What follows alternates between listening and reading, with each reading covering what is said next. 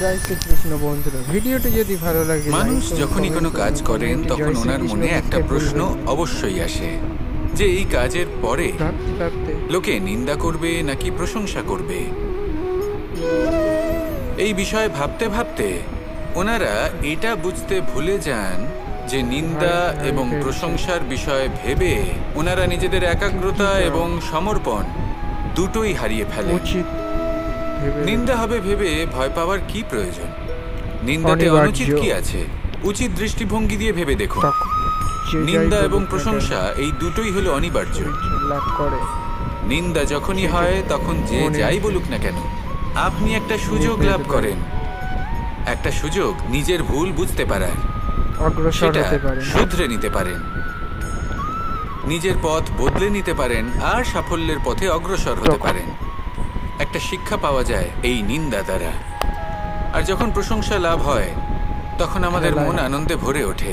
এই দুটোই অত্যন্ত প্রয়োজনীয়। সেই জন্য নিন্দা এবং প্রশংসার এই খেলায় জীবনের অঙ্কটা বদলে ফেলবেন না। কারণ জীবন না শুধু নিন্দার বিষয় আর না শুধু প্রশংসার। জীবন হলো আত্মিক সুখের বিষয়। যখন আপনি কোনো শ্রেষ্ঠ কাজ করেন, আপনার মন আপনাকে বলে দেবে যে আজ আপনি কোনো শুভ কাজ করেছেন। সেটাই হলো আত্মিক সুখ, এটাই হলো জীবন। তাই নিন্দার মাধ্যমে যে দুঃখ জীবনে আসে বা ফেলে আসা অতীতের জন্য আপনার জীবনে যে দুঃখ আসে, সেগুলো ভাবা বন্ধ করে দিন আর কর্ম বন্ধ করে দিন এই বর্তমানের জন্য, আগামী ভবিষ্যতের জন্য। আসুন আমার সাথে ভালোবেসে বলুন রাধা। প্রত্যেকটি মানুষ জীবনে কখনো না কখনো এই কথাটা নিশ্চয়ই শুনেছেন, যে ভাগ্যের থেকে বেশি আর সময়ের পূর্বে কিছুই পাওয়া যায় না। আর এটা সত্যিও বটে, কিন্তু এর থেকেও বড় একটা সত্যি আছে, আর সেটা হলো যে আপনি নিজেই নিজের ভাগ্য রচনা করতে পারেন নিজের কর্মের দ্বারা। যেমন ধরুন, যদি আপনার ভাগ্যে কোনো জিনিস না থাকে তাহলে সেটা এসেও চলে যাবে, আর যদি ভাগ্যে কিছু থাকে তাহলে তা নিজেই আসবে, যদি আপনি সেই কর্ম করেন। যেমন ধরুন পাণ্ডবরা, ওনাদের জীবন কি ছিল, ওনাদের সাথে কি হয়েছিল?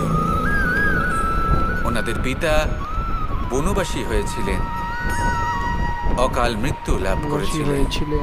এবার এটাই যদি ওনারা নিজেদের ভাগ্য বলে মেনে নিতেন আর কিছুই না করতেন, তাহলে মহাভারতের সেই যুদ্ধে জয়লাভ করে সমস্ত ভূমণ্ডলের স্বামী কি করে হয়ে উঠতেন?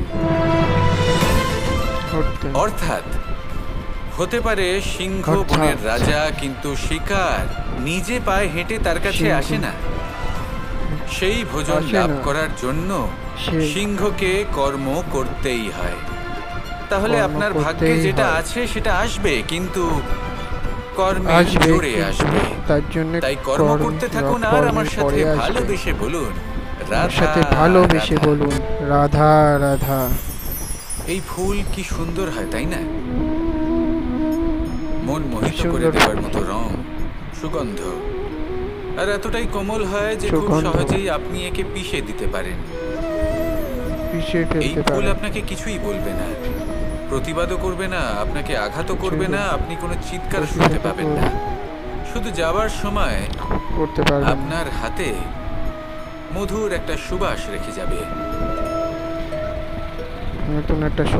কিন্তু এই কাজটা আপনি কাঁটার সাথে করতে পারবেন না। কাঁটা আপনাকে অত্যন্ত যন্ত্রণা দেবে, সেটা আপনিও জানেন। এবার এই ফুল আর কাঁটার মধ্যে যে পার্থক্য, সেটাই হলো পার্থক্য সজ্জন এবং দুর্জনদের মধ্যে। কখনো কখনো আমাদের জীবনে এমন কিছু ব্যক্তি আসেন যারা অত্যন্ত কোমল, তাদের আমরা দমন করে বসি, আর বেশিরভাগ সময় তারাই আমাদের সব থেকে বড় শুভাকাঙ্ক্ষী হন। তারা চাইলে বিরোধিতা করতেই পারেন, চাইলে আমাদের উপর প্রহার করতেই পারেন, কিন্তু তা করেন না। আর এই কথাটা আমরা তখন বুঝতে পারি যখন বাস্তবে আমাদের সামনে কোনো শত্রু, কোনো দুর্জন ব্যক্তি, কোনো কাঁটা বাধা হয়ে দাঁড়ায়। তাই জীবনে কোনো ব্যক্তি যদি নীরব থাকে, কোমল হয়, তাকে দমন করবেন না। হতে পারে সেই ব্যক্তি আপনার জীবনের সব থেকে বড় পুঁজি হয়ে ওঠেন।